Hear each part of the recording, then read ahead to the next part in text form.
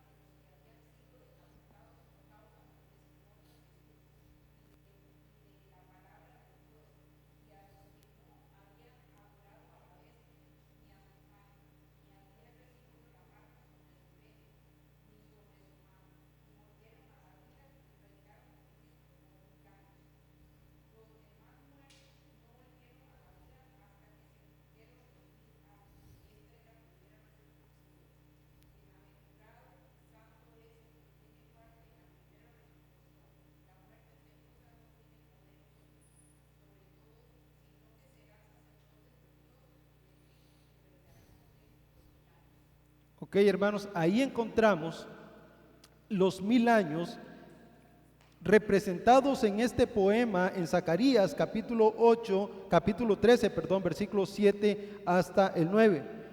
En aquel día, dice el versículo 8, declara el Señor, sucederá que 2 partes serán cortadas en ella, va a ser destruida, el juicio viene sobre Jerusalén, y luego una parte va a permanecer y Dios la va a refinar para que reinen juntamente con él.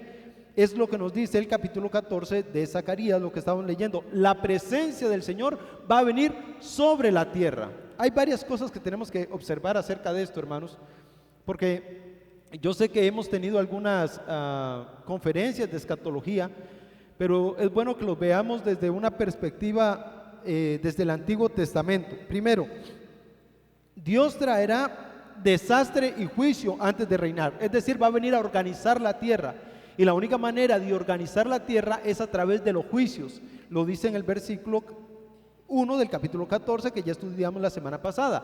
Jerusalén va a ser rodeada por los enemigos y Dios luego va a destruir los enemigos de Jerusalén. Pero leímos también lo siguiente.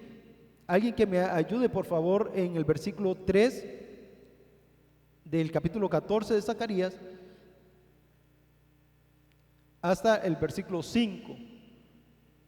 Zacarías 14, sí, 3 al 5.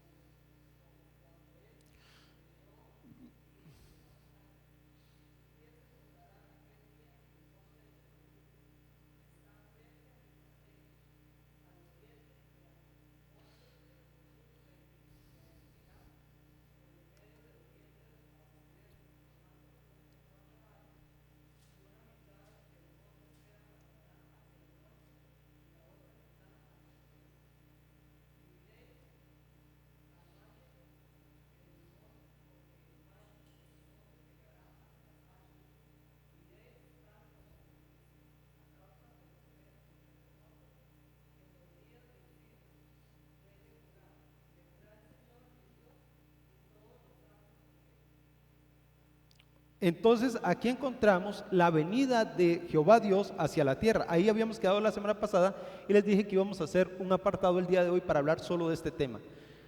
¿Qué encontramos ahí? Vamos a ver primeras características de lo que encontramos ahí.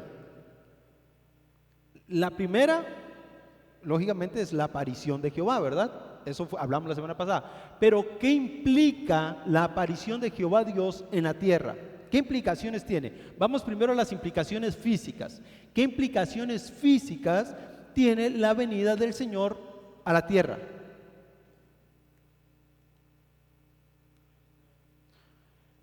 Se hace un gran valle. Geográficamente, ¿a dónde viene? Al Monte de los Olivos. Es este monte que tenemos por aquí. Déjenme ver, este gran monte que tenemos por aquí.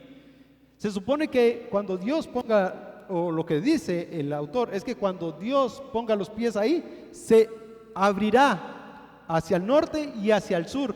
Y luego dice que de ahí saldrá un río que irá hacia el este y hacia el oeste, hacia el occidente y hacia el oriente. Lo que nos dice el texto literalmente es que se va a hacer un valle, pero parece que ese valle va a ser más que cuadrado, circular, ¿verdad? Que de ahí saldrá la bendición para todas las naciones. Bueno, esa es la primera acción física que tenemos ahí cuando Dios pone los pies sobre el Monte de los Olivos. ¿Qué más sucede?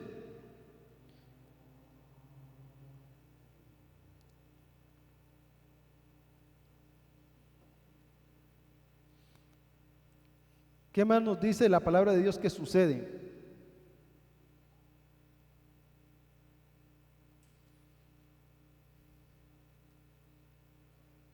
¿Perdón?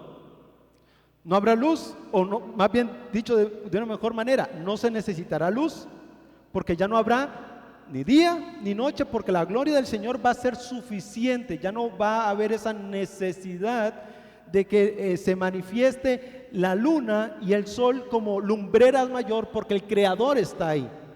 Es decir, vean que las Escrituras no dice que el sol se va a acabar ni que la luna se va a acabar. Lo que nos está diciendo es que no son necesarias para que la luz brille en medio de ellos. Eso es lo que nos está diciendo, ¿verdad? No digamos que el sol va a desaparecer ni la luna, porque el texto no lo dice. Eso podríamos decir que algunos han incorporado esa interpretación ahí, pero las escrituras no dicen eso, porque la tierra sigue girando y probablemente los astros sigan girando. Lo que está sucediendo es una cuestión meramente física, terrenal, limitada al globo terráqueo. Entonces, lo que Dios está haciendo es modificando la naturaleza misma de la tierra. ¿Cómo? En primer lugar, hundiendo las montañas, haciéndolos un enorme valle, y segundo, opacando literalmente la luz del sol y la luz de la luna, porque Él es más brillante, Él es la luz que va a gobernar ahí. A ver, ¿qué más encontramos?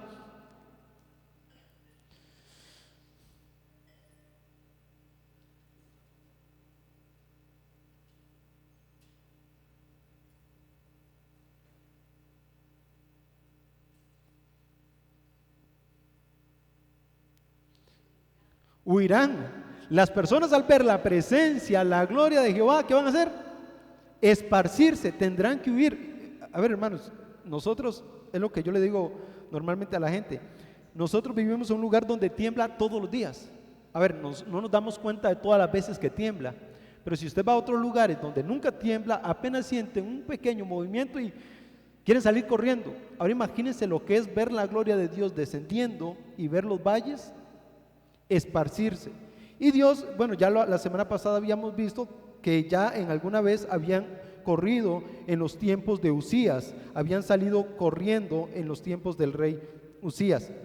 Bueno, hermanos, estas son las cuestiones físicas que tenemos que observar en el día de la venida del Señor. Los montes se hundirán, ya no va a ser un solo día, dice literalmente el texto aquí, dice será un solo día, lo que significa que la luz va a brillar en todo momento, sea tarde o noche, la gloria de Dios va a brillar y las gentes huirán. Ahora vamos a ver de cerca a Jehová Dios. ¿Qué trae Jehová Dios consigo? A los santos. Antes de traer los santos, ¿qué trae? Juicio, pero juicio y bendición. Juicio para las naciones y para Israel, pero bendición para el remanente que trae. Pero también con él trae a sus santos. Ahora, ¿quiénes son estos santos? Y aquí, hermanos, es donde nosotros tenemos que ser bien claros, porque normalmente cuando hablamos de escatología la gente nos dice, ¿y de dónde sacan ustedes que en el reino milenial la iglesia va a venir con Cristo? De este texto. Ahora, existe un grupo de teólogos que dicen que la iglesia no se encuentra incorporada en este grupo de santos y ellos quieren limitarlo a los santos del Antiguo Testamento, los hijos de Abraham, descendientes de Abraham. Pero en realidad, hermanos, si vemos Gálatas, y Pablo le dice a los Gálatas, hermanos, así que nosotros, al igual que Isaac, somos hijos de la promesa, y si tomamos literalmente Apocalipsis, y si tomamos literalmente el capítulo 14 de Zacarías, tenemos que decir que los santos son los santificados por el Señor. Y si nosotros entendemos qué significa la redención, tenemos que entender que nosotros hemos sido santificados, justificados en el nombre de Jesucristo. Lo dice Romanos, lo dice Corintios, y bueno, vamos a solo ver algunos pasajes, como lo vimos la semana pasada, el capítulo 8 de Romanos, capítulo 8, versículo 28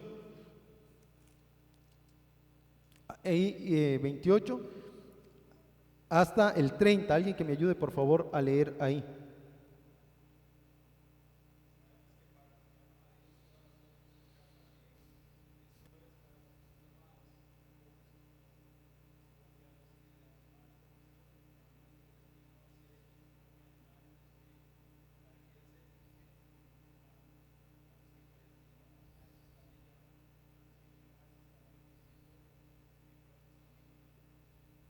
¿Ok? Entonces vemos que Dios ya nos ha justificado y que esta elección Pablo no la está reduciendo solamente a la iglesia, sino a todos los santos. Y él dice a los que antes conoció.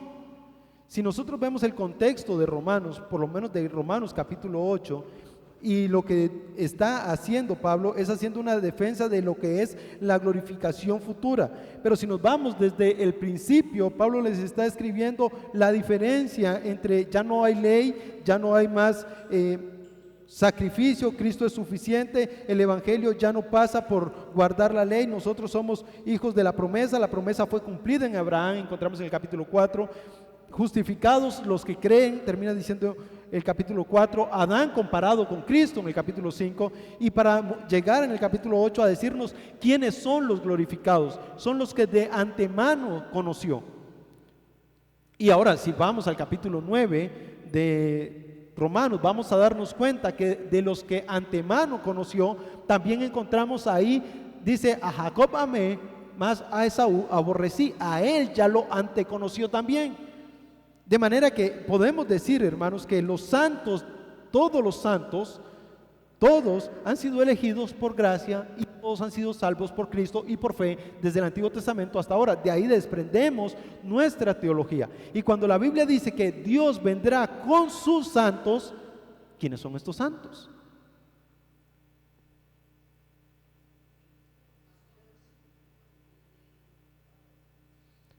Su pueblo, sus salvados, sus elegidos, los suyos, los que Él justificó. Ahora, ciertamente aquí nos encontramos con un gran abismo, un hueco, lo que nosotros llamamos en la teología como una zona gris, ¿verdad? Y la zona gris es ¿qué vendremos a hacer a la tierra? Y esa es una pregunta que los teólogos se hacen. ¿Qué vendrá a hacer el pueblo de Dios con Dios? Bueno, hay varias cosas que tenemos que entender. Primero, sabemos que venimos porque la Biblia lo dice, ya está. Ahora, la Biblia nos dice ¿qué haremos? Esa sería la pregunta. ¿Qué nos dice el texto?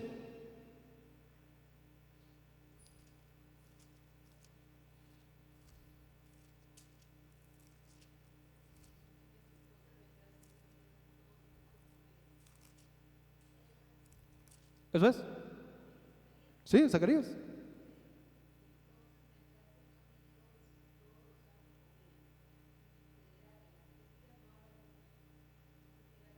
Sí, ese es el versículo.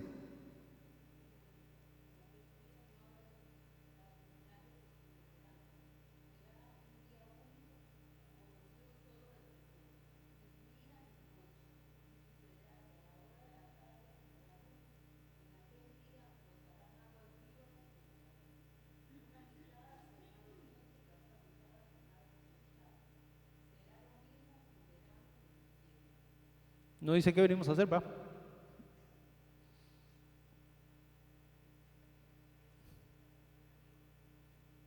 Y Apocalipsis 20, versículo 4.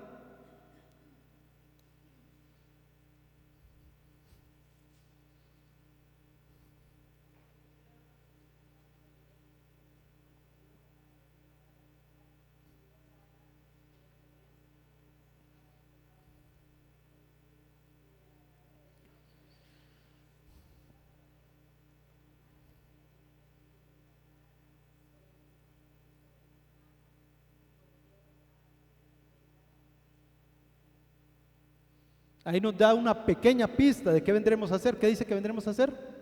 A reinar. Pero nada más. Hermanos, cavilar más de ahí nos puede llevar a muy malas interpretaciones. No debemos sobrepensar lo que las Escrituras nos dice. Algunos quieren indagar más allá de lo que la Biblia dice y podemos llegar a decir barbaridades. Así que tenemos que tener un poco de precaución. La Biblia solo dice que venimos a reinar.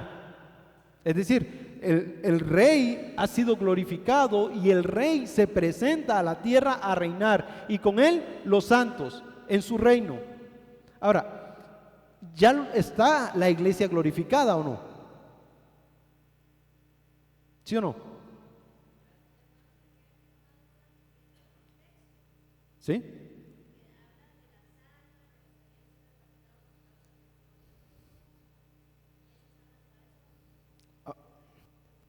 ¿Sí?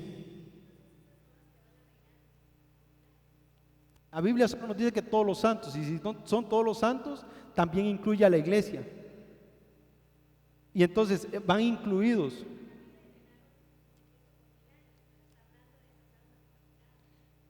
Sí, estamos de acuerdo. A ver, nosotros podemos pensar en el texto, vamos a Apocalipsis, hermanos, para no perdernos ahí de vista. Apocalipsis 20, déjenme llegar ahí. Versículo 5, está leyendo, ¿verdad?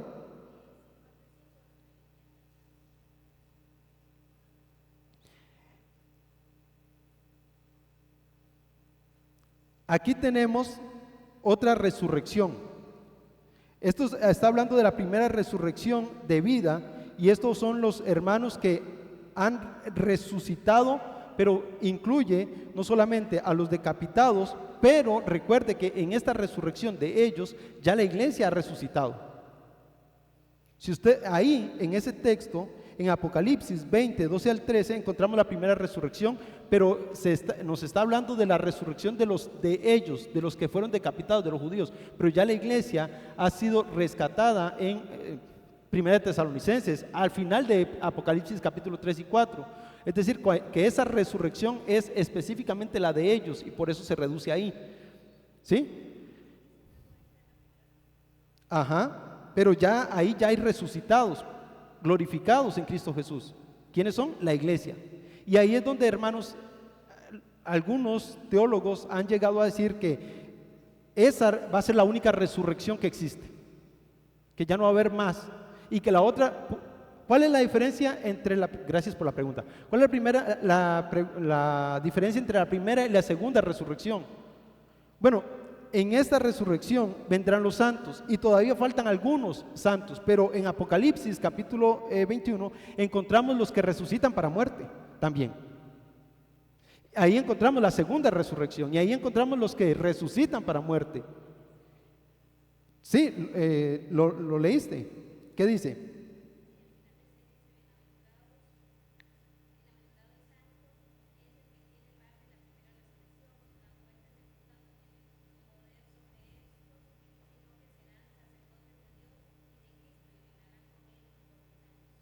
Ok, entonces estamos hablando de esa resurrección específica de los santos que fueron salvos. Ahora, ¿por qué fueron salvos ellos?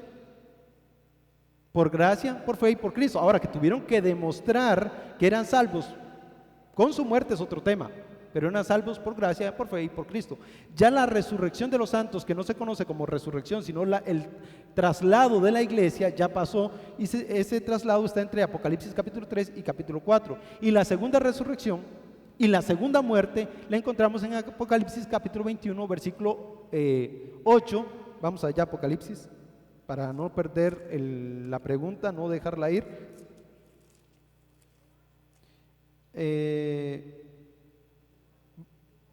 21, sí, 21:8.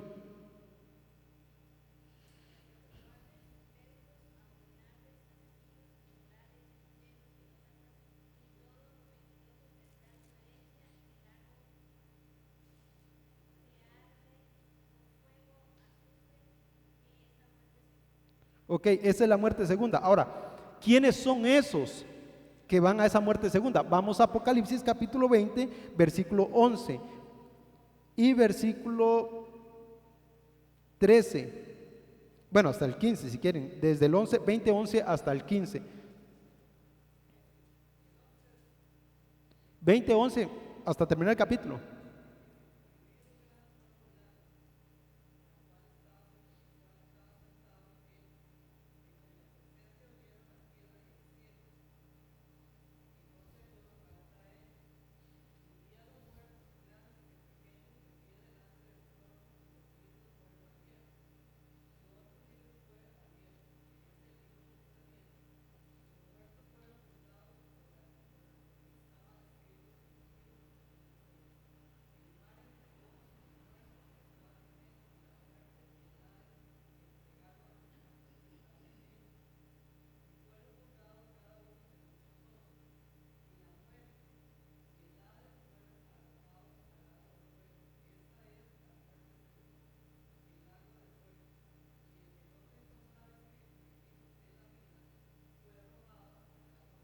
Aquí encontramos una segunda resurrección.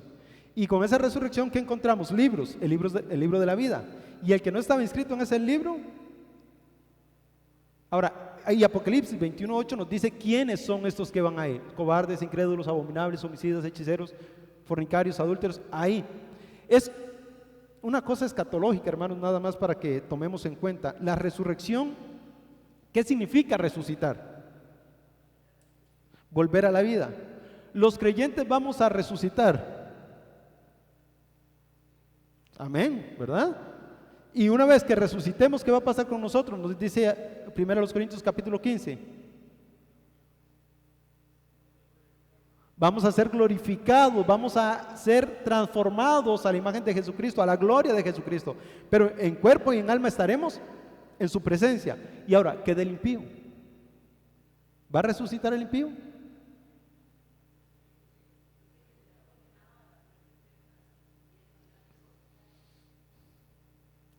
¿Y en cuerpo y alma?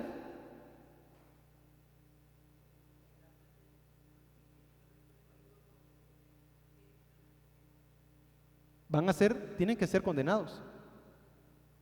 Eso es lo que nos dice Apocalipsis 21:8. Si resucitaron en Apocalipsis capítulo 20, 11 hasta el 14, y luego los que no están inscritos fueron arrojados, no dice que fueron muertos o separados de su alma, han resucitado o no. Y en el Apocalipsis 13, 20:13 y 21:8 son arrojados al lago que arde con fuego y azufre. Es la muerte segunda. Unos resucitarán para vida eterna y otros para condenación. ¿Ven lo grave que es el infierno? ¿Ven lo duro que es el infierno? Ahora, viéndolo de otra perspectiva, ¿ven lo maravillosa que es nuestra salvación? Porque, a ver, ¿quién de nosotros no merece el infierno?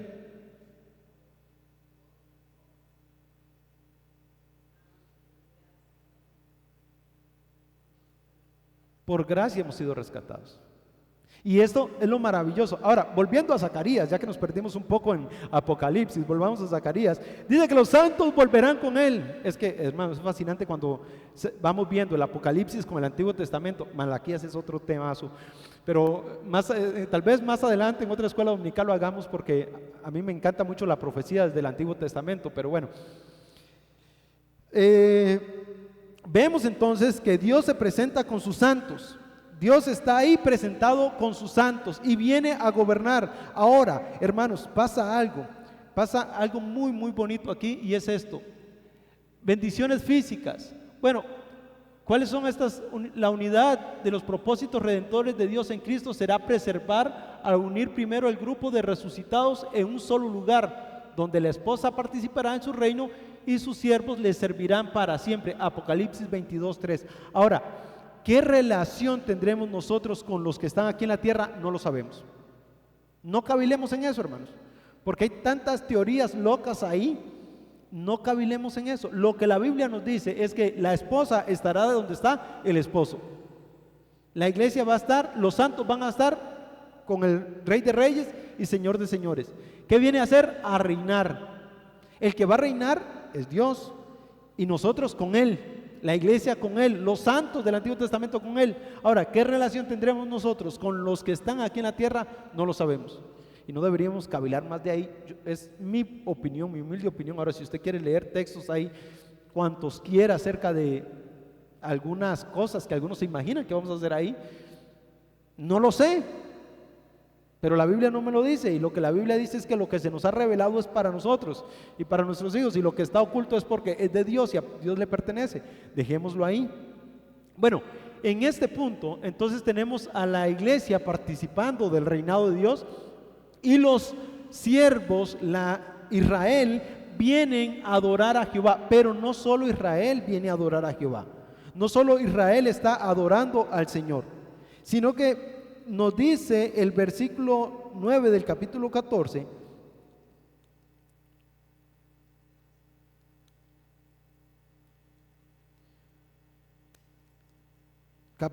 versículo 9 del capítulo 14 hasta el 11. ¿Qué nos dice ahí?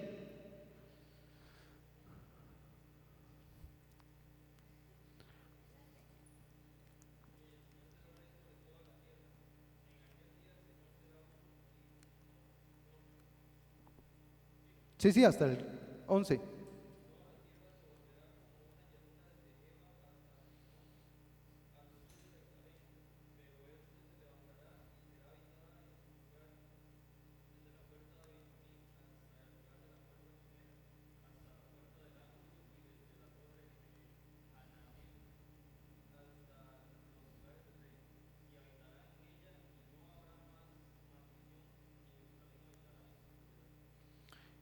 Encontramos entonces, parte de las bendiciones que tiene la tierra es que Israel va a morar en plena seguridad.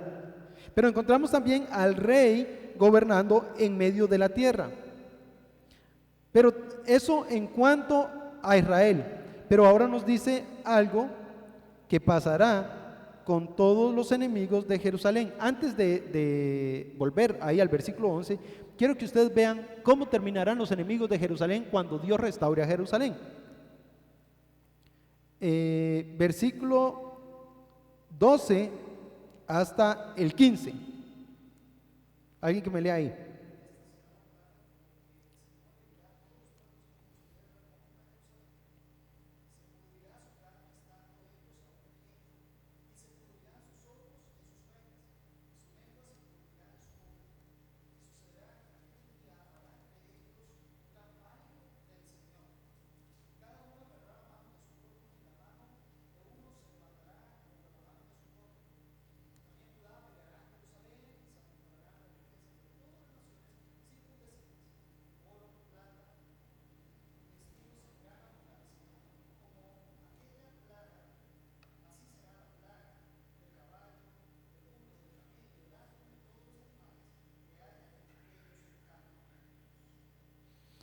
¿Qué le pasará a los enemigos?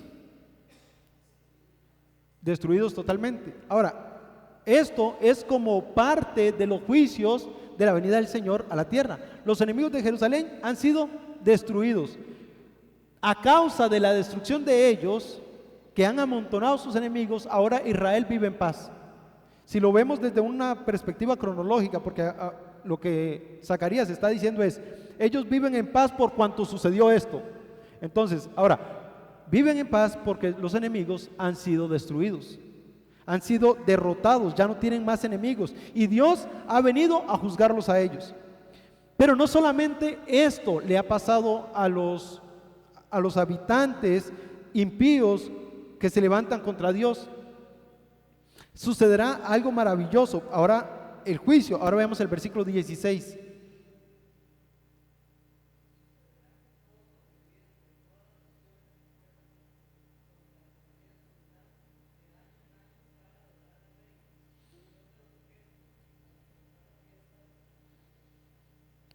Ahora encontramos que los sobrevivientes vienen a adorar a Jehová.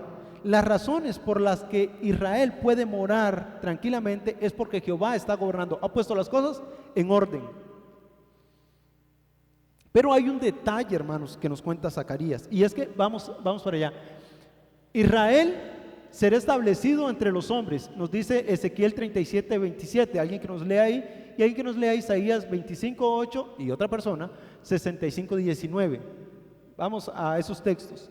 Ahora tenemos a Israel plantada como el tabernáculo, como Dios en medio ahí gobernando, y Dios está en medio de Israel. Está estableciendo este tabernáculo entre los hombres, el lugar santo entre los hombres.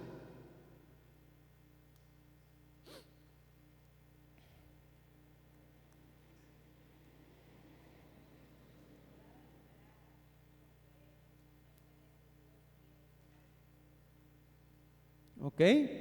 Jehová está en medio del pueblo y ¿qué será? Dios. Y ellos, su pueblo. ¿Qué nos dice Isaías?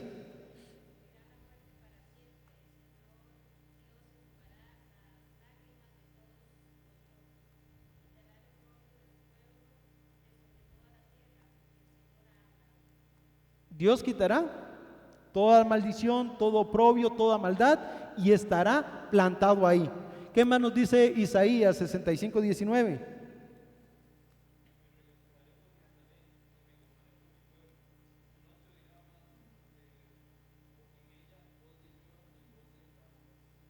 Ya no habrá más clamor, no más llanto. Ahí está el Señor. El Jehová Dios está en el lugar que prometió estar, en medio de su pueblo, con su pueblo, y ahora está gobernando con sus santos en medio de Jerusalén. Ahí está Dios, trayendo paz a su pueblo. Esta es una bendición que Dios ha dado y que estamos viendo aquí, hermanos, estas bendiciones físicas que son: la luz se apagó, es decir, está encandilado el lugar tanto que ya no se necesita ni la luz del sol ni la luz de la luna. Otra vez les repito, no significa que desaparecieron, solo significa que la gloria de Jehová opaca la luz del sol y la luz de la luna. Es la gloria de Jehová la que está brillando. Así que no concluyamos cosas que las escrituras no nos dicen hasta ahí. ¿Qué más? Hay aguas vivas que surgen desde Jerusalén, y esto nos habla, hermanos, de el perdón de Dios y la gracia de Dios que surge hasta todas las naciones. Lo leímos anteriormente, que Dios iba a traer este perdón hacia todas las naciones, pero ahora desde Jerusalén va a haber el versículo 8 dice: en aquel día brotará agua viva de Jerusalén, y una mitad hacia el mar oriente y otra hasta el occidente. Será lo mismo en verano que en invierno. ¿Cuándo se agotará esta agua? Nunca. Jehová Dios está ahí, mandando esta bendición a todas las naciones. Es este río que surge como sinónimo de la gloria de Jehová y el perdón de los pecados que pueden venir a todas las naciones. ¿Qué más tenemos? Jehová Rey será Rey sobre toda la tierra, y la eliminación de la maldición del pecado. Lo encontramos en el versículo 10 y 11. No habrá más maldición, y Jerusalén habitará en seguridad. Estas son las bendiciones terrenales que tenemos, que Jehová Dios va a darle a su pueblo cuando se presente. No solamente será un valle, sino que va a hacer esto. Ahora, ¿qué más tenemos? Bendiciones políticas. Dios enviará confusión a los enemigos, y es lo que estábamos leyendo. Dios va a destruir a sus enemigos, los va a podrir, sus carnes se van a podrir, se van a deshacer, sus lenguas se quedarán ahí. Vendrá una plaga. Ahora, no es extraño, hermanos, que hablemos de plagas. Y ahora la pregunta es: ¿qué plaga será? ¿Qué tipo de plaga será? Especulación. Lo que sabemos es que Dios los va a destruir. Otra vez, no le pongamos al texto lo que no dice. Ni Apocalipsis capítulo 20 nos dice qué plaga será, ni Zacarías nos dice qué plaga será. Solo nos dice que será lo suficiente para que haya confusión. Vean el versículo 12. Alguien que me lea ahí el versículo 12 otra vez.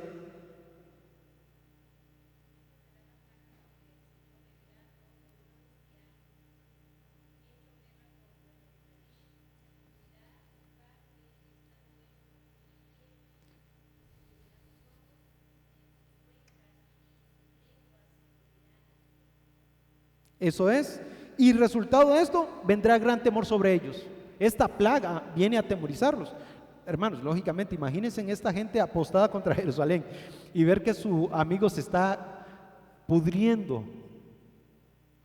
Ahora, es un día, en un abrir y cerrar de ojos, ¿verdad? Se está pudriendo su carne. Qué miedo va a dar eso, pero es el poder de la gloria del Creador que los está destruyendo. No solamente eso, en el versículo 14 nos dice que cuando Jerusalén salga a la pelea, ¿qué va a suceder?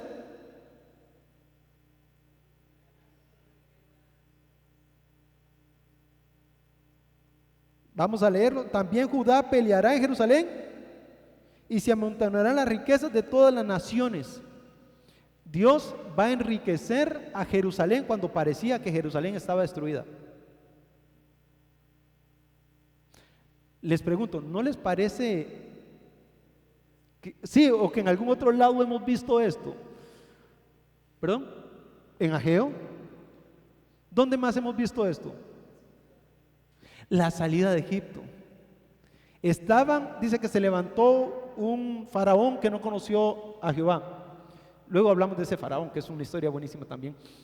Y este faraón lo que hace es que los esclaviza. Y entonces Dios empieza a mandarles plagas. Y cuando manda la última plaga, la muerte de los primogénitos, Egipto les está diciendo, váyanse, llévense todo el oro, pero váyanse. Les están pagando para que se vayan.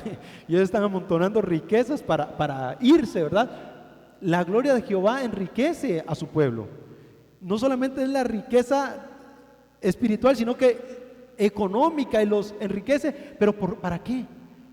Para que le den un culto santo a Él, para que lo adoren a Él con todas sus riquezas, para que le den todo a Él y lo pongan a sus pies. Porque cuando se presente el rey, traerán esta gloria al rey, le dirán, esto es tuyo. Porque en los cielos, hermanos, en la tierra, cuando gobierna el rey, ¿para qué queremos oro o plata si tenemos lo más preciado, que es a nuestro Salvador? El oro perecerá ante la presencia de su gloria, no tiene valor.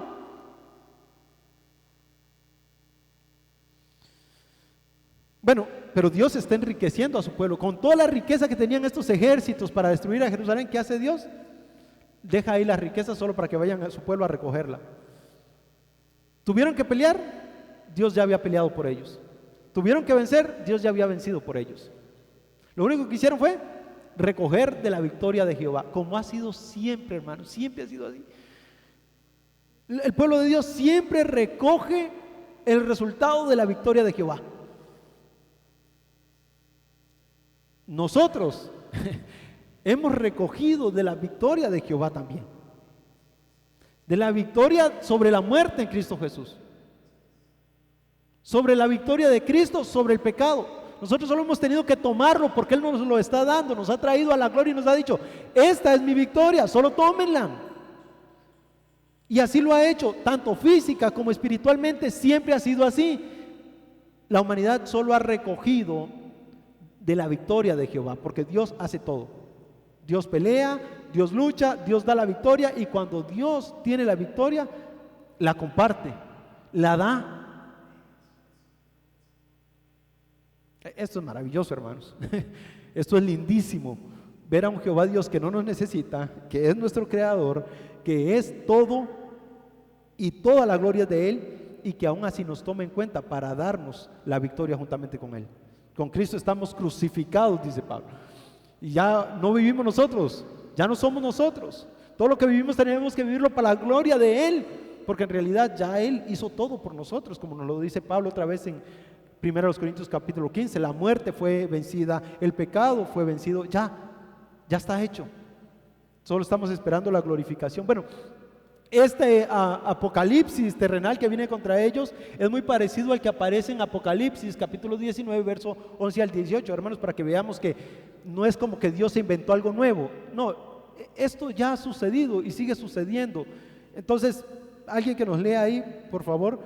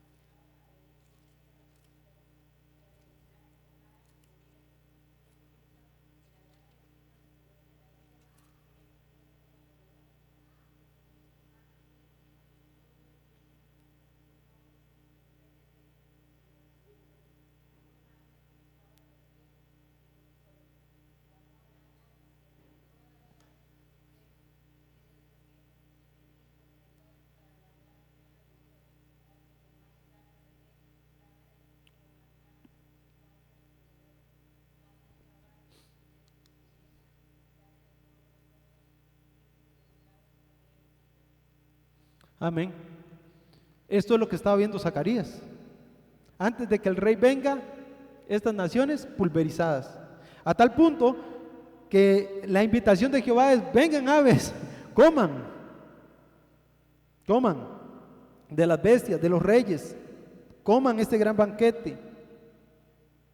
Imagínense lo que Dios va a hacer cuando venga y el juicio tan grande que viene. Dios, ustedes saben que Dios nos va dando pistas desde el Antiguo Testamento cómo será el gran día, y en Apocalipsis nos dice cómo será el gran día. Y leyendo primera de Juan, gracias a Dios porque el amor quita todo temor, ¿verdad? El amor de Jehová nos quita todo temor. Nosotros ya no tenemos miedo de lo que pueda suceder ese día, porque nosotros ni vamos a participar de eso, hermanos. Ni vamos a tener parte con la muerte segunda, ni vamos a tener parte con estos que van a ser destruidos. El amor de Jehová nos ha quitado todo el temor. Es maravilloso lo que Dios está haciendo. Bueno, para avanzar, hermanos, tenemos también las bendiciones espirituales. Quiero que alguien me ayude a leer desde el 16 hasta el 21 de Zacarías, capítulo 14.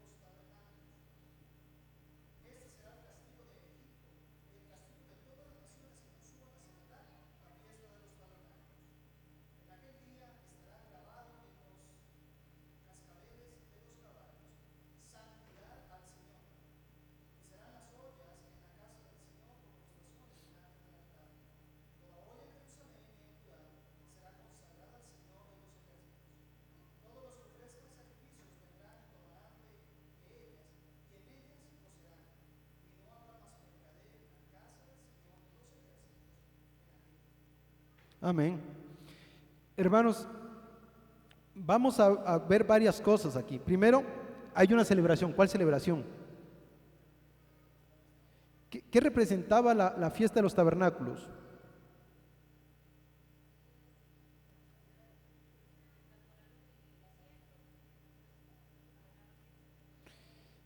Exacto. Vamos a Levíticos capítulo 23, versículo 33 al 36.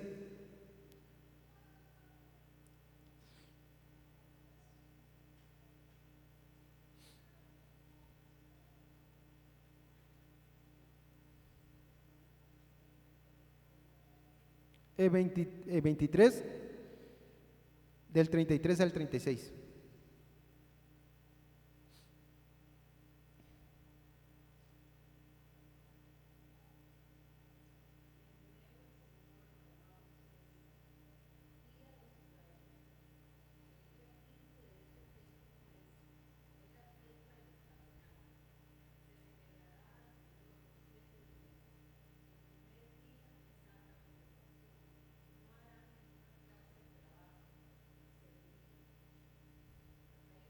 Hasta el 36.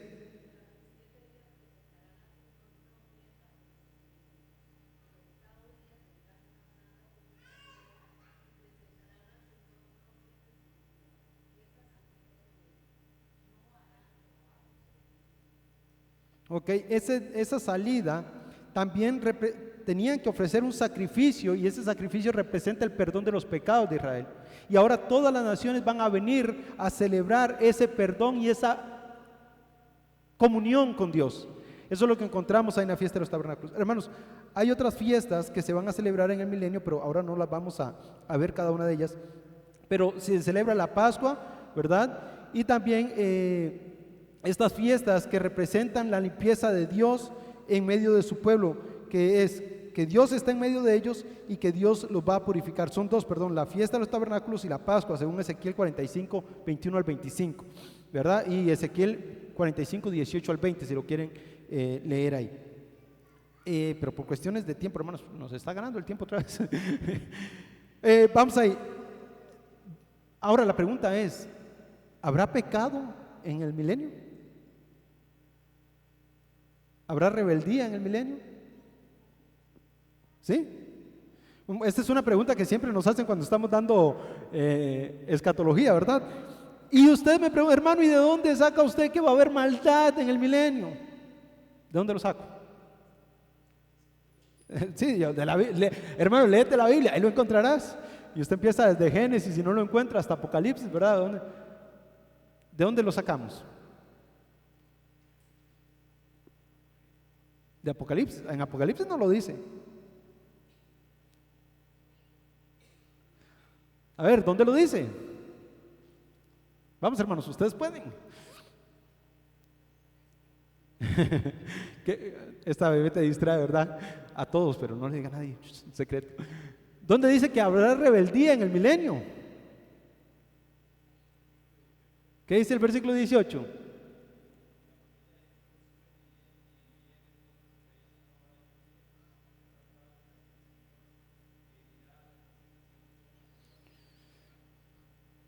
Ustedes ven, ahí está Jehová Dios, ahí está la gran fiesta de los tabernáculos, y va a haber gente que no va a subir. Lo dice Ezequiel.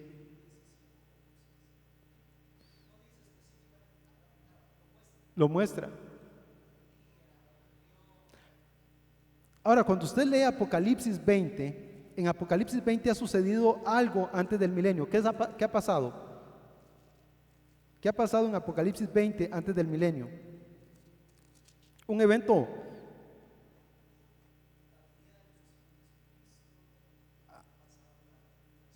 Ajá.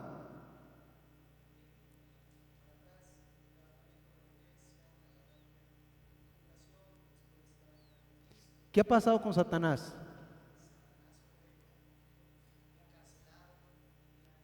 Satanás fue encarcelado 1000 años, pero todavía hay rebeldía.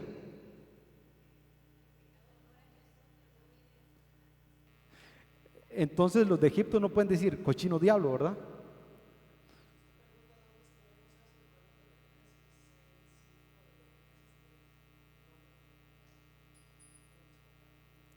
El hombre es pecador.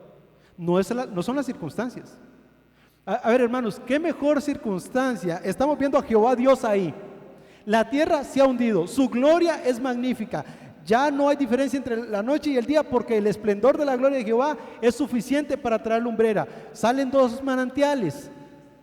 Ahí está Jesucristo, ahí está la iglesia, ahí están los santos de todos los tiempos. ¿Qué más tiene que pasar para que la gente deje de pecar? Satanás está amarrado. Y la gente sigue siendo rebelde.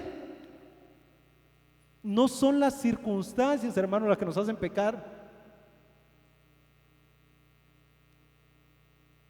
Es nuestra naturaleza, es nuestra maldad.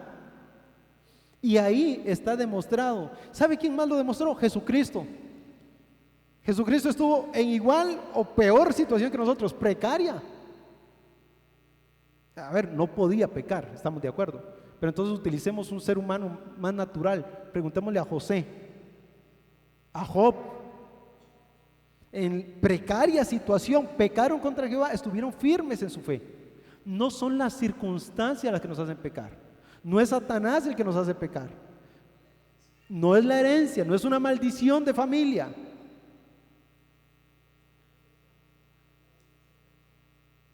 Y ahí la Biblia nos lo demuestra, hermanos, más claro no puede estar. Y no iban a subir a la presencia del Señor, y aún el Señor los disciplina, les quita la lluvia para que vean. Todavía hay castigo por el pecado. Todavía hay castigo por el pecado.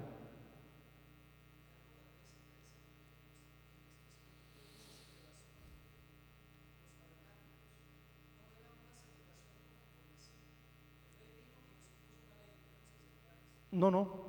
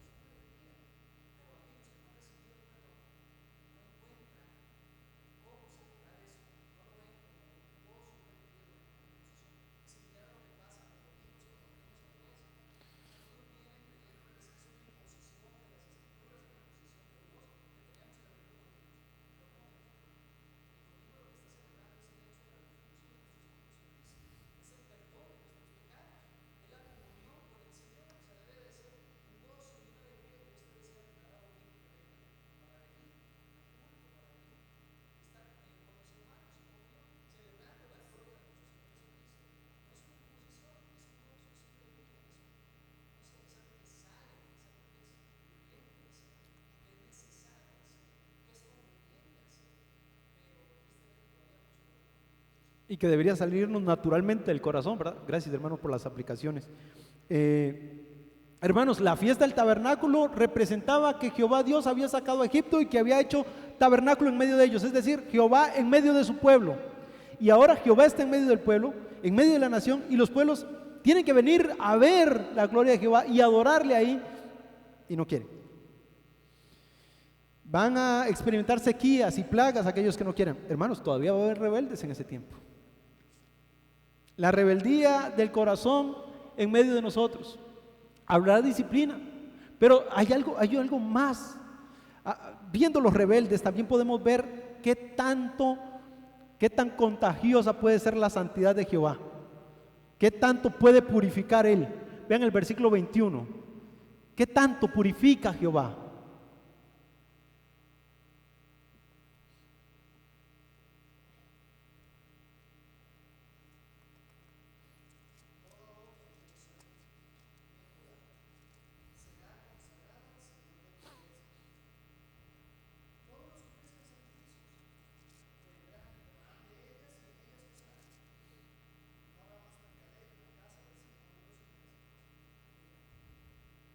Todos los utensilios van a ser santos. Todo va a ser santo. Las ollas de la casa van a ser santos. Ahora, ¿qué significaba que podían ser santas las ollas? ¿Qué significa esto? Cuando vamos a irnos hasta el Éxodo sin ir a los pasajes porque no tenemos tiempo. Cuando se iba a sacrificar algo en el lugar santísimo, podían meter cualquier olla. Para ofrecer un sacrificio a Jehová, ¿podía ir cualquiera? Hubo un par de fulanos por ahí, nada, y había que ofrecieron un fuego extraño. En su borrachera agarraron una antorcha y llevaron fuego desde... ¿Y qué les sucedió? Fuego del cielo, el fuego de Jehová los consumió. Y ni los lloren, con esos impíos, ni los lloren. Ustedes no tienen derecho a llorar a esos impíos. Sigan porque pecado de ellos es. Pero en el tiempo que Jehová venga, todo lo va a santificar. Cascabeles de caballo dirán santidad a Jehová. Las ollas dirán santidad a Jehová. Los tazones dirán santidad a Jehová. Toda olla en Jerusalén y en Judá será consagrada al Señor de los ejércitos. Todos los que ofrezcan sacrificios vendrán y tomarán de ellas, y ellas cocerán, y no habrá más mercader. Bueno, vamos a dejarlo hasta ahí, ese ahí, para luego hablar de ese mercader que hay ahí, esa palabra mercader que aparece. Entonces, la santidad de Jehová ha alcanzado tanto que cualquier olla puede ser utilizada para traer ofrenda a Jehová. Todo lo consagró a su nombre. Qué bonito, ¿verdad? Que Jehová lo ha hecho así, de manera que lo ha consagrado todo para su gloria, que lo ha hecho todo para su santidad, para su adoración. Ya no, y esto nos representa algo más, ya no habrá pretexto para adorar a Jehová. Alguien antes podría, sí, para no adorar a Jehová, perdón. Alguien podría decir, es que hay que ir hasta Jerusalén y al lugar santísimo y buscar una olla, y ahora todo, desde los caballos, los cascabeles, en cualquier lugar, en el lugar de Jehová se podrá adorar y traer sacrificio. Ahora, esta palabra mercader, hermano, que aparece ahí, esta palabra mercader, no sé si Jaime, ahí tiene usted el léxico, puede pinchar esa palabra mercader. ¿Qué significa esa palabra mercader? No, yo sí la tengo. ¿Qué significa esa palabra?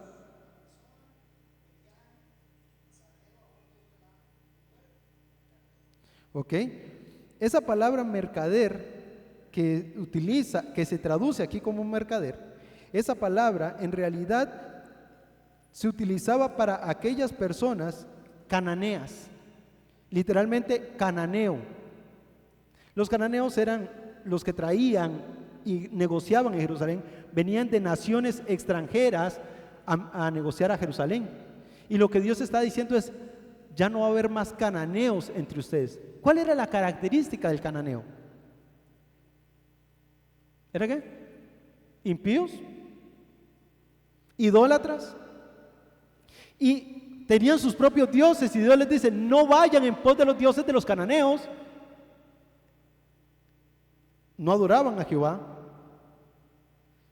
estaban lejos de la gloria de Jehová y arrastraban a Israel hacia la idolatría. Y Dios dice: ya no va a haber nadie más que los arrastre a ustedes hacia ese pecado. Ya no va a haber ninguna sola persona. Será erradicado todo aquel que quiera empujarlos hacia la idolatría, hacia el pecado. La tierra será santa, todos los utensilios serán santos, y ya no va a haber quien quiera quitarme la gloria, quien quiera empujarlos a ustedes hacia otros dioses. Esa es la expresión última que aparece ahí. No habrá más cananeo en la casa del Señor de los ejércitos en aquel día. Va a haber quien esté empujándolos a ustedes hacia otros dioses paganos. Literalmente la palabra ahí es cananeo, ¿verdad? Que se extrae de ahí. Bueno, hermanos, así termina este libro maravilloso. La otra semana vamos a hacer un panorama para no dejarlo hasta ahí, pero quiero que resolvamos algunas preguntas. Voy a robarle 10 minutos al predicador, no le digan. ¿Qué formas de idolatría están presentes en nuestra cultura actual a la cual nosotros estamos yendo en contra de Jehová nuestro Dios y que nos pueden estar alejando de la santificación? Los medios electrónicos, el humanismo, la psicología. Ahora, ¿y por qué estamos yendo en pos de ellos si sabemos que son dioses paganos? ¿O por qué nos atraen tanto si sabemos que es idolatría?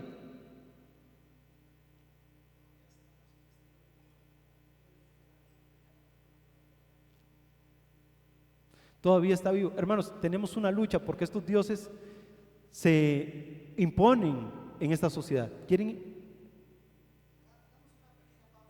Ajá.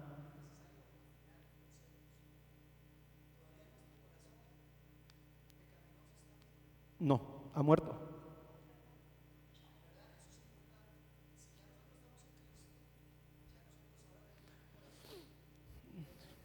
Ujú.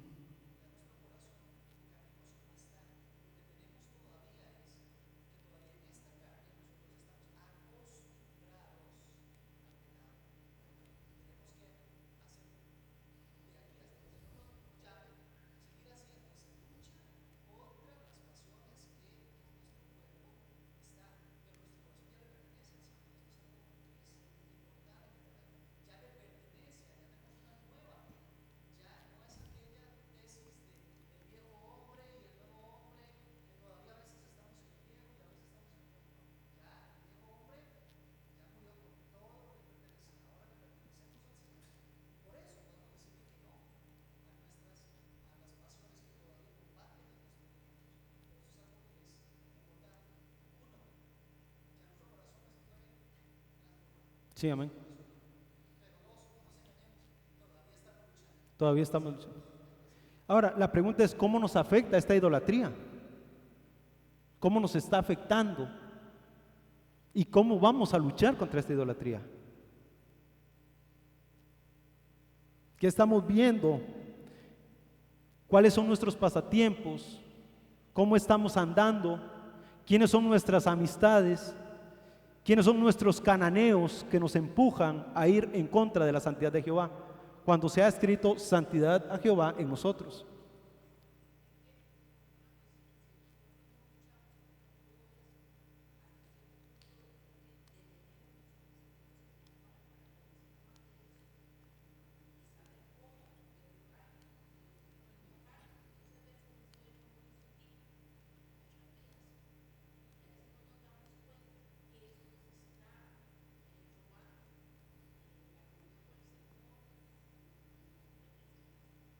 Y el crecimiento, hermanos, ustedes saben que el pecado no es sutil.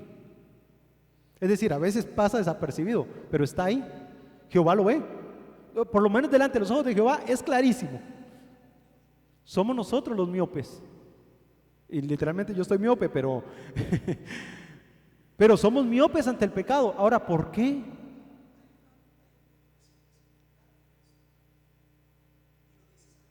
Ajá.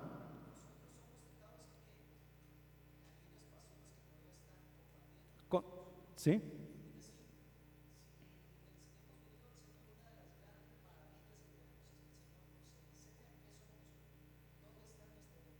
Sí, amén.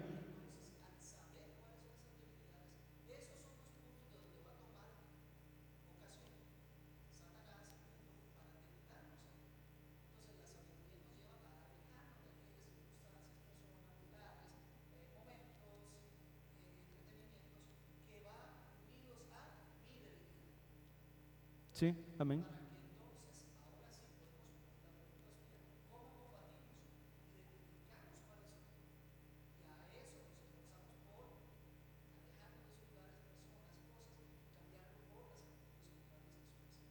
Ahora, hermanos, nosotros no podemos dejarnos guiar por nuestro corazón, porque engañoso es el corazón sobre todas las cosas. Si decimos, ya hemos vencido ese pecado, cuidado, porque nos va a arrastrar y nos va a llevar con él. Ahora, ¿cómo estas pruebas, la persecución, refinan a los creyentes? ¿Se acuerdan que Jehová iba a refinar a los creyentes? ¿Cómo creen que las pruebas nos van a refinando a nosotros para la presencia de Jehová nuestro Dios? Las pruebas, las persecuciones. ¿O cree usted que Dios nos está refinando para ir a su presencia?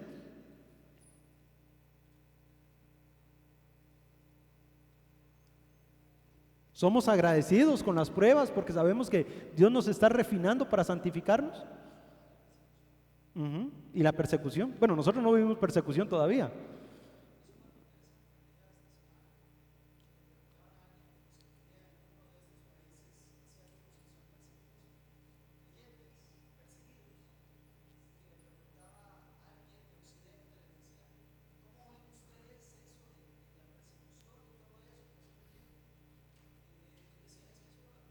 Eso es lo natural.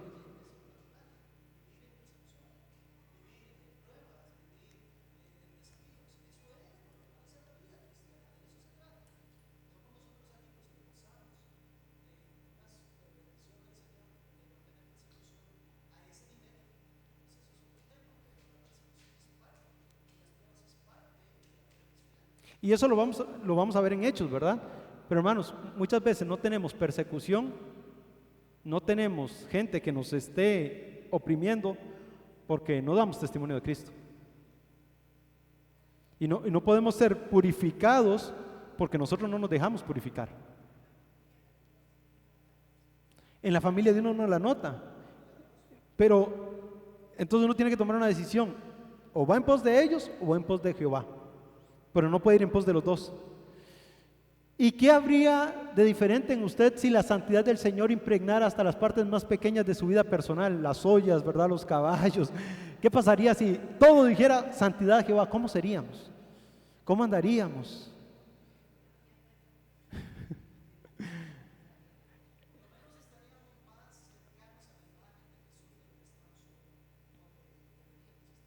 Más avivados, amaríamos más su evangelio, más sed de Él, más necesidad. ¿Saben cuál es el problema, hermanos? Que muchas veces nos golpea a nosotros, que pensamos que ya está hecho. Ya somos salvos, vamos a la iglesia, estudiamos, oramos y es suficiente. Ya tenemos como la rutina de vida y eso es suficiente. Necesitamos que cada área de nuestra vida diga santidad a Jehová, para que la gloria de Jehová se manifieste en medio de su pueblo. Hermanos, aquí terminamos este maravilloso libro. Vamos a hacer el repaso la próxima semana con la promesa de la venida de nuestro Señor. Él vendrá porque lo ha prometido. La gloria y la majestad solo le pertenecen a Él. Y gloria damos a Él que nos da esta promesa tan maravillosa, ¿verdad? Y nos llena de gozo saber que Él cumple todas sus promesas. Oremos. Padre Celestial, gracias te damos por tu palabra. Gracias, Señor, por consolarnos y por enseñarnos acerca de tu santidad. Gracias, Señor, porque eres fiel y digno de recibir toda adoración y a ti, Señor, queremos traerla. Recíbela, te lo pedimos en nombre de Cristo Jesús. Amén. Buenos días, hermanos.